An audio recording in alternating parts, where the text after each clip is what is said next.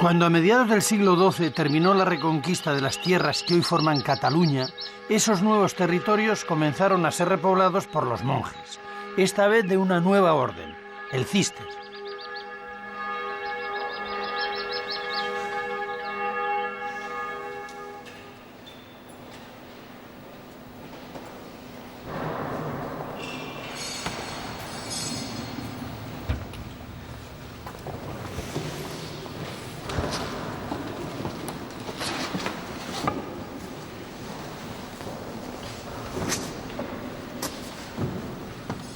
La Orden del Císter surge en Francia a finales del siglo XI de una escisión de la Orden benedictina. Frente al relajamiento de la vida monástica en los monasterios benedictinos, los cistercienses vuelven al cumplimiento estricto de la regla de San Benito. Predican la vuelta a la espiritualidad a través del trabajo y de la oración. Sus monjes, que adoptan el hábito blanco como símbolo de pureza, recobran el trabajo manual y pronto adquieren fama de disciplina, pobreza y santidad.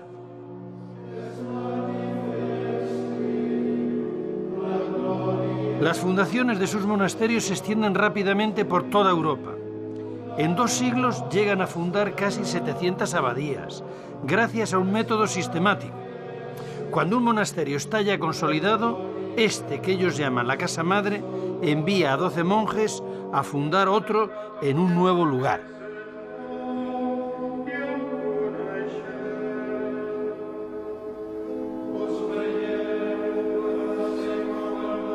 La llegada del Císter a las tierras de lo que se llamó la Nueva Cataluña se produce a mediados del siglo XII, una vez que el Condado de Barcelona y el Reino de Aragón pasan a estar bajo la soberanía de una misma dinastía, la que surge del matrimonio de Ramón Berenguer IV, conde de Barcelona, con doña Petronila, heredera del trono de Aragón. Ese es el casamiento que da origen a la corona de Aragón.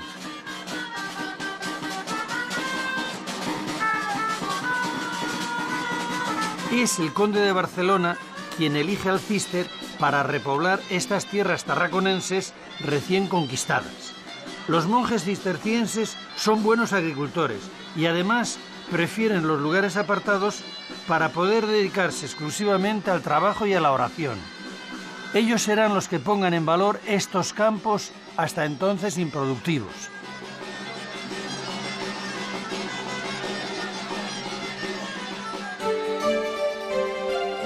Durante la segunda mitad del siglo XII, los cistercienses levantaron en esta zona 3 monasterios, el de Poblet, el de Santes Creus y el femenino de Valbona.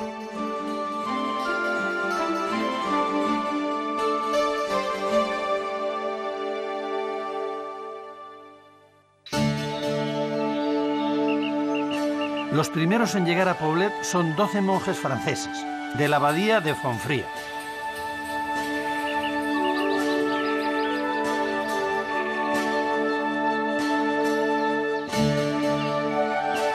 Llegan en el año 1151 con la misión de fundar un monasterio en las tierras cedidas por el conde de Barcelona, Ramón Berenguer IV.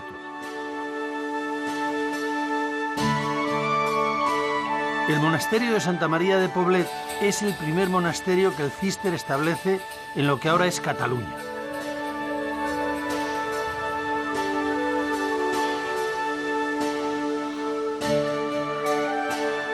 Una vez elegido el emplazamiento, lo primero que construyen los monjes fundadores, además de sus aposentos, es una pequeña iglesia donde celebrar el culto. Más adelante fue utilizada como capilla de la enfermería.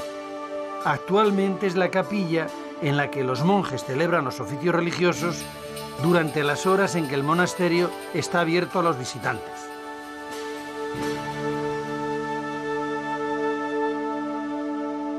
En el año 1169 comienza la construcción del edificio más importante del monasterio, la iglesia, alrededor de la cual giraba entonces la vida espiritual de toda la comunidad.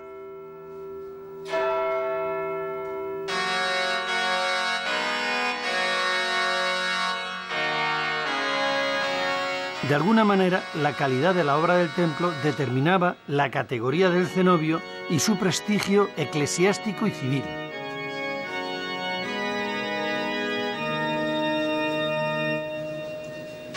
Los monjes edifican la iglesia siguiendo las normas de austeridad de la orden.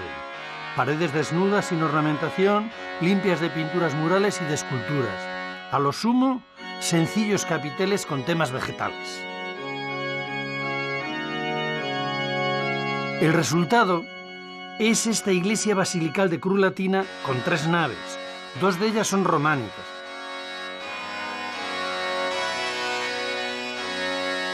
En la cabecera tiene un ábside central y rodeando el altar una girola con 5 capillas con sus correspondientes ábsides.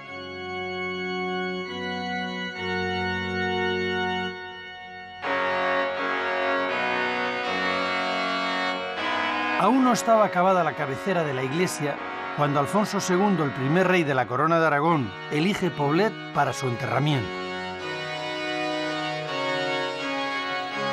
La elección de Poblet como panteón real de la Corona de Aragón es extraordinariamente importante para su futuro. A partir de aquí será el monasterio de referencia en Cataluña, tomando el relevo al monasterio de Ripoll. Y aquí está Jaime el Conquistador, el ceremonioso.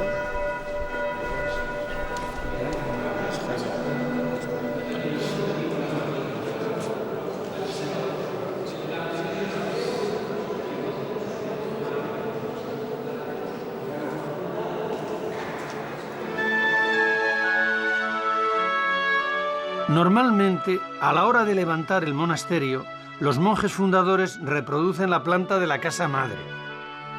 Por eso, en Poblet, la iglesia está situada al sur, como estaba la del monasterio francés de Fontfría. Cuando han levantado la pared de la iglesia que da al interior de la abadía, comienzan a construir sobre ella la galería sur del claustro. Esto sucede hacia el 1200 y lo hacen al estilo románico. Las otras 3 galerías son ya de estilo gótico. El claustro ocupa el centro arquitectónico del monasterio. A lo largo de sus 4 galerías se distribuyen las dependencias monásticas. Es por tanto el espacio a través del cual se comunican todas ellas.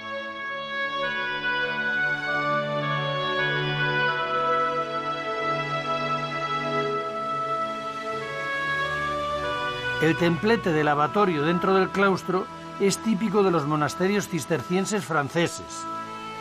Servía para que los monjes se lavasen las manos antes de entrar en el comedor que está situado enfrente. El templete es de forma hexagonal. Está cubierto por una gran cúpula sostenida por columnas decoradas con una gran variedad de temas vegetales en sus capiteles. La enorme pila de agua tiene 31 chorros.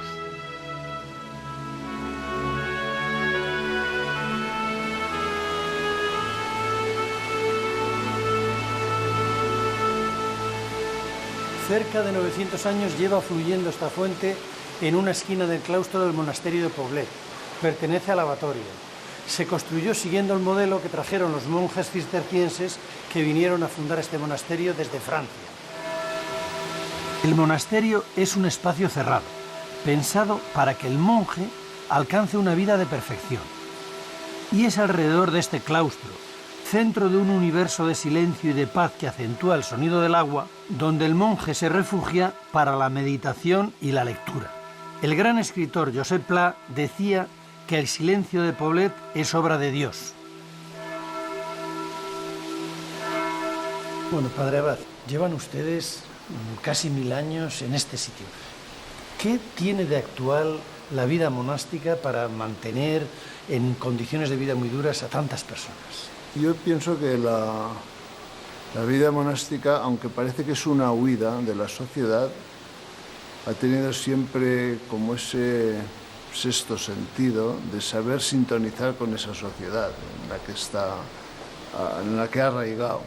Y hoy día yo pienso que los monasterios pienso que tienen mucho que decir en una sociedad de las prisas, del ruido, de la sociedad del bienestar, la competencia y la vida monástica que todavía es fiel a esa tradición dentro de una sobriedad, de una vida sosegada, tranquila.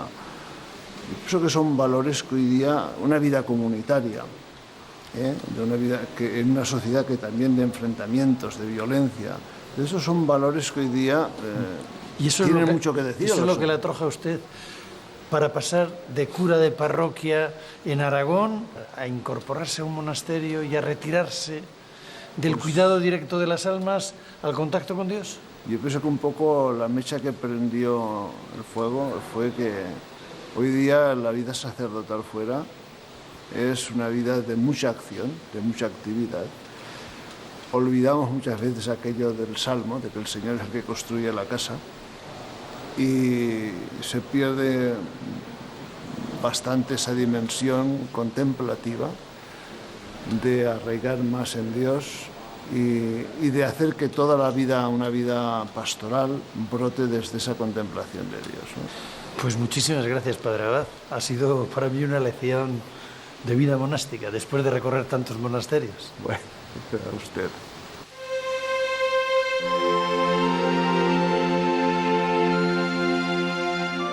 Además del claustro mayor, el monasterio de Poblet tiene otros dos más. El más pequeño, el más íntimo, es el claustro de San Esteban, que está situado cerca de la enfermería. Es románico, de planta rectangular y está decorado muy austeramente. Los arcos tienen un doble bocel a cada lado y están sostenidos por pilares, donde los capiteles han sido sustituidos por unas sencillas impostas decoradas con motivos vegetales.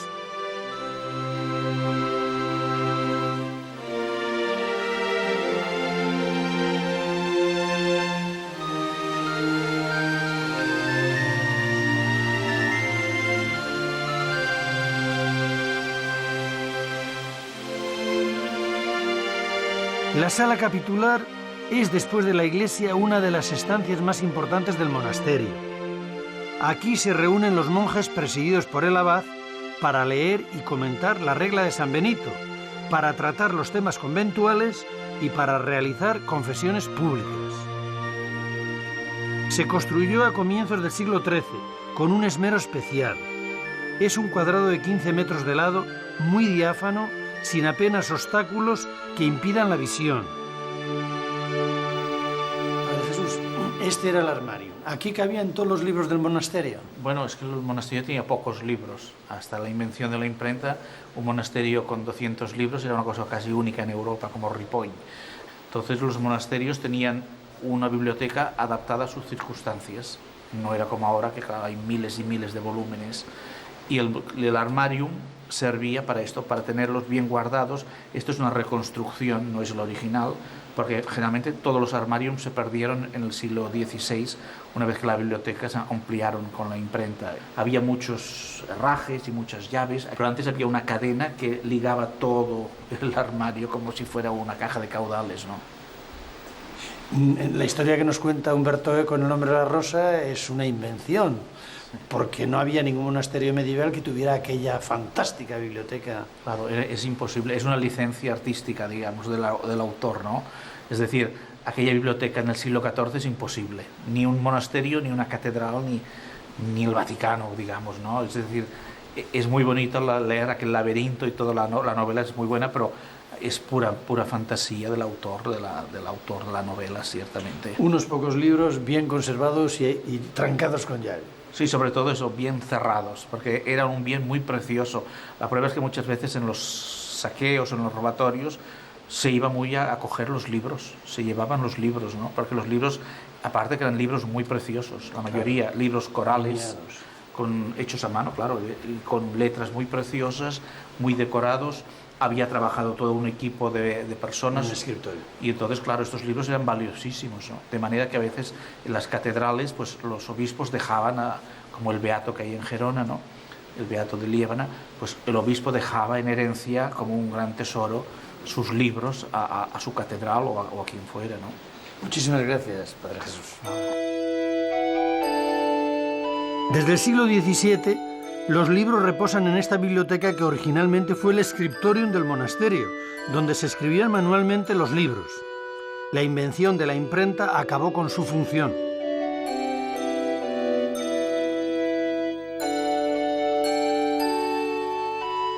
Esta sala rectangular con chimenea es el calefactorio, donde los monjes de otros tiempos se calentaban en los días fríos del invierno. Este es el refectorio. Su construcción es de finales del siglo XII. Lleva, por tanto, cerca de 9 siglos siendo el comedor del monasterio de Poblet. En él se reúne 3 veces al día toda la comunidad. Las comidas se realizan en silencio mientras un monje lee desde el púlpito los textos sagrados. En medio del refectorio hay una fuente octogonal. El comedor se comunica con la cocina, que está al lado, a través de una ventanilla por la que se pasaban los platos.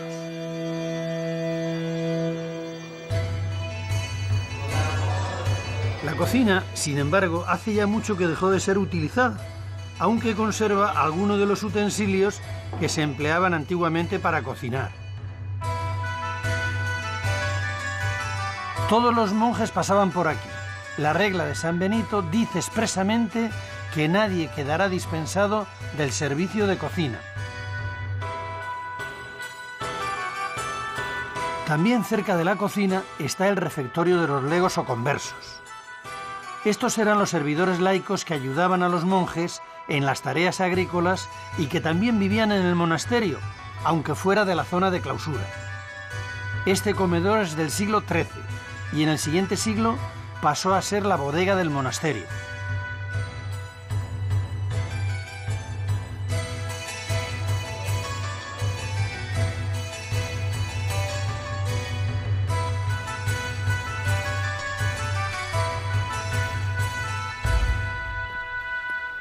Este es el famosísimo dormitorio del monasterio de Poblet.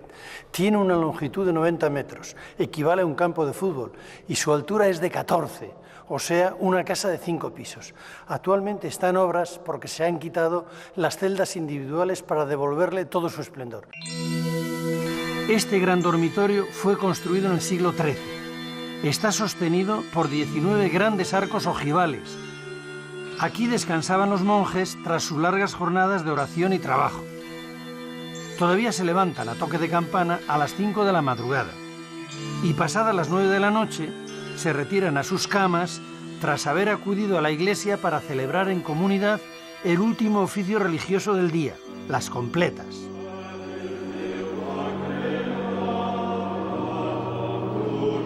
Y así, con este ritmo de oración y trabajo, continúan los monjes de Poblet desde 1151 hasta el día de la fecha.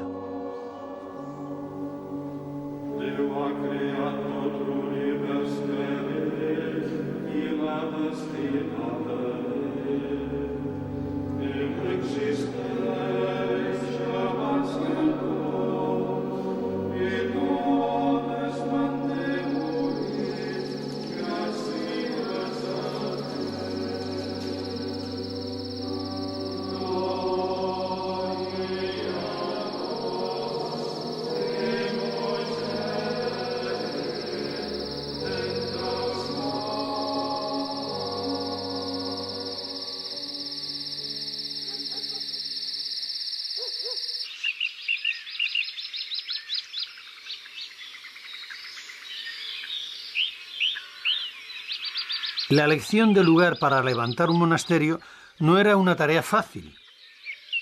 En el caso de este monasterio, el de Santes Creus, los 12 monjes fundadores que vinieron de la abadía francesa de la Gran Selva probaron en otros 2 lugares antes de encontrar este emplazamiento.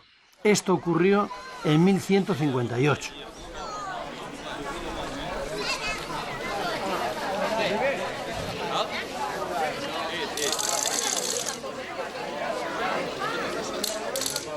La primera etapa constructiva duró unos 100 años, los que van de finales del siglo XII a finales del XIII, y es de estilo románico.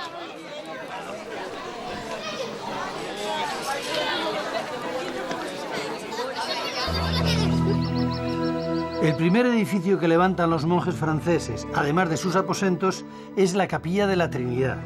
En ella celebraban sus oficios religiosos.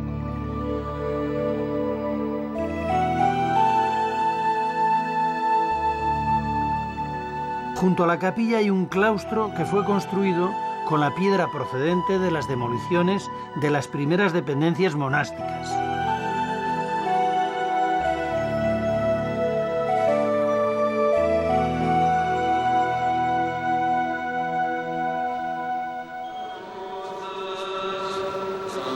La iglesia principal comienzan a construirla en 1174 y como sus obras duran más de 150 años, se acaba ya en estilo gótico. La iglesia es de cruz latina y responde a los patrones arquitectónicos del Císter, grandiosidad y ausencia de decoración escultórica. Da la sensación de una gran austeridad, a pesar de la nobleza de sus materiales.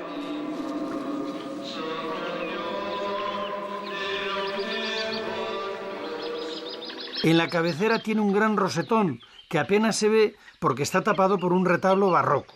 Desde el exterior se aprecia mejor.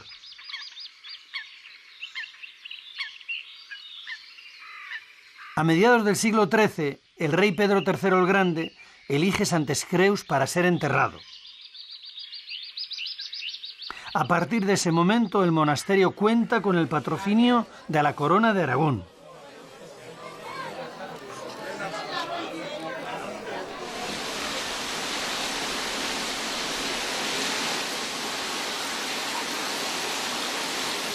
El monasterio tenía desde su origen un claustro románico que fue demolido en el siglo XIV para construir el que actualmente existe de estilo gótico. El maestro que lo hizo, el inglés Reynard de Fonol, siguiendo la estela de otros maestros románicos, se inmortalizó a sí mismo, con la maza en la mano, en uno de los capiteles.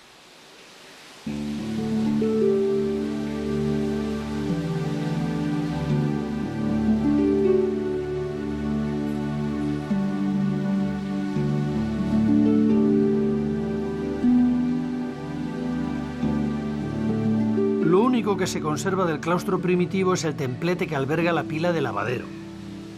Los monjes se lavaban en ella las manos antes de entrar en el refectorio. Es de planta hexagonal. Cada uno de sus lados está formado por dos arcos de medio punto sostenidos por columnas dobles.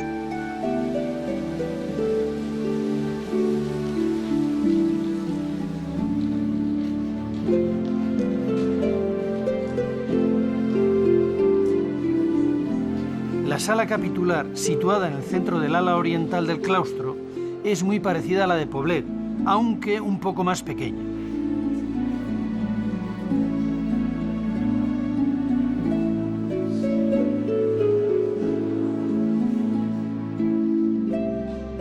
Toda la arquería de la bóveda descansa también sobre 4 columnas. Además de ser utilizada como lugar de reunión de la comunidad, era también el espacio donde eran enterrados los abades.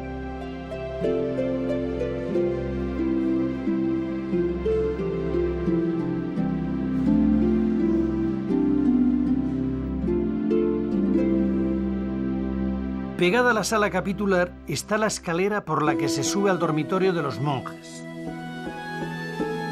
La estancia, completamente diáfana, tiene 46 metros de largo, la mitad que la de Poblet.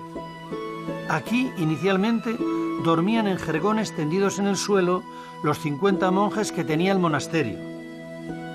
En uno de sus extremos tiene otra escalera, la llamada escalera de Maitines, que se utilizaba para acceder directamente a la iglesia desde el dormitorio para el primer rezo de la mañana. Los monjes cistercienses fueron unos reputados técnicos agrícolas. Ellos, con la ayuda de los conversos, cultivaban personalmente los huertos que quedaban dentro de la tapia monástica, así como las fincas próximas que quedan fuera del monasterio. Lograr el autoabastecimiento era vital para la comunidad, que entre monjes y conversos alcanzaba el centenar de personas.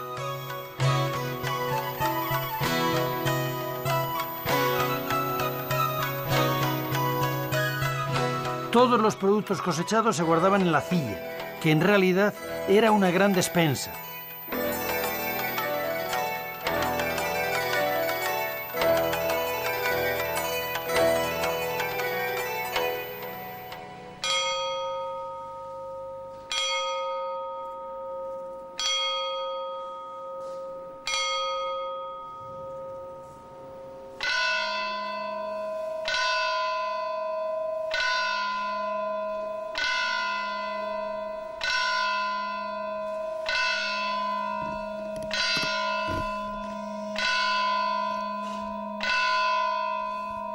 Desde el año 1175 llevan las monjas cistercienses viviendo en este monasterio, el de Santa María de Valbona, el cenobio cisterciense femenino más importante de Cataluña. Sus fundadoras son monjas navarras del monasterio de Tulebras.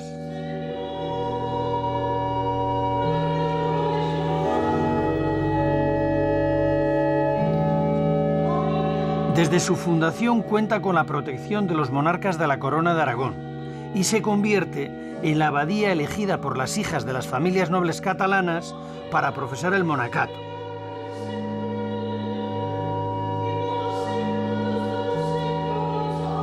Es tan grande la demanda para entrar en él que la comunidad de monjas llega a ser de hasta 150.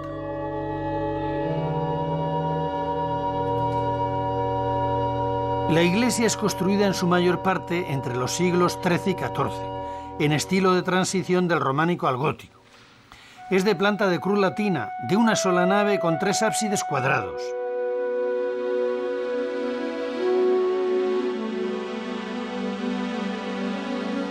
En la intersección de la nave con el crucero tiene una cúpula octogonal fantástica.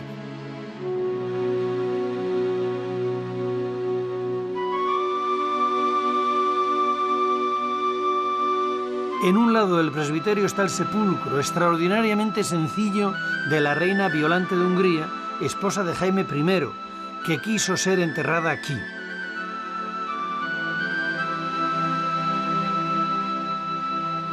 La puerta principal de la iglesia está decorada con uno de los primeros relieves de la Virgen María que aparecen en un tímpano en Cataluña.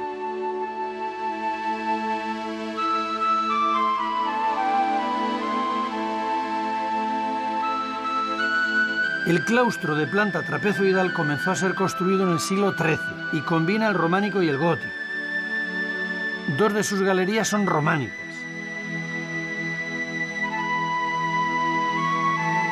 Los arcos de medio punto están agrupados de 3 en 3 bajo otro arco apuntado y tienen un rosetón en el tímpano.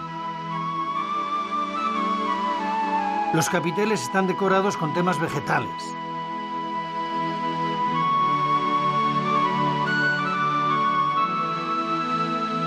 En este claustro se veneraba una virgen románica, conocida como la Virgen del Claustro, que ahora ha encontrado acomodo en una pequeña capilla. Es una fantástica talla del siglo XII labrada en piedra.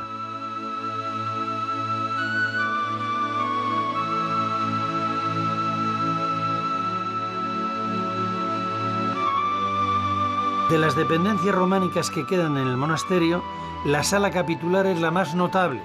Es totalmente diáfana y carece de columnas.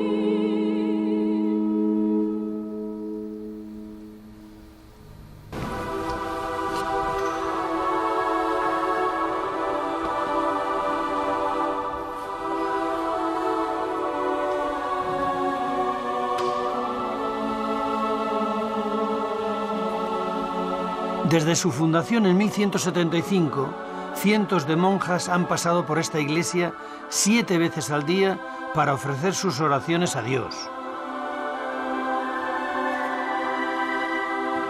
Ahora una docena de ellas, con sus rezos y su trabajo, continúan manteniendo vivo el espíritu que hace ya 9 siglos la Orden del Císter puso en pie en este lugar.